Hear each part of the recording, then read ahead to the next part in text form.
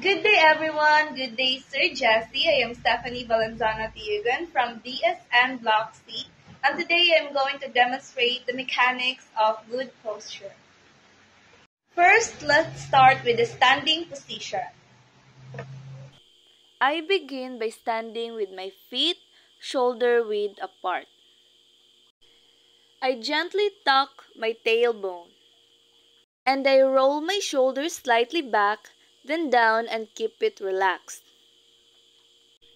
I lift my chin just a little to open up the upper body.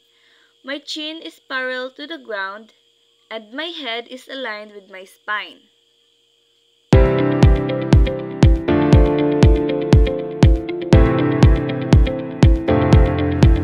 Next is the walking position.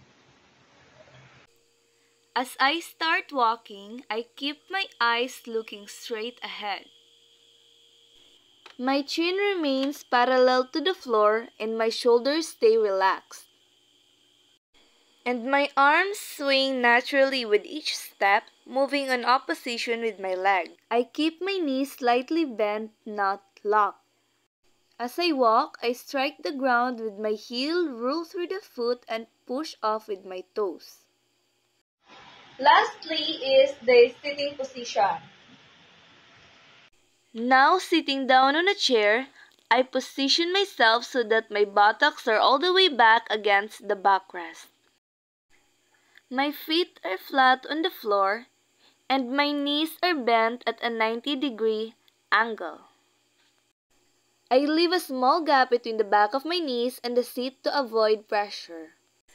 My shoulders stay relaxed and gently pulled back while I lift my chest slightly.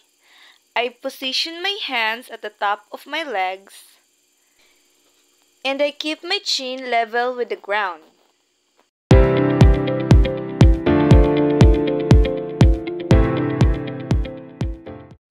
So those are the mechanics of good posture.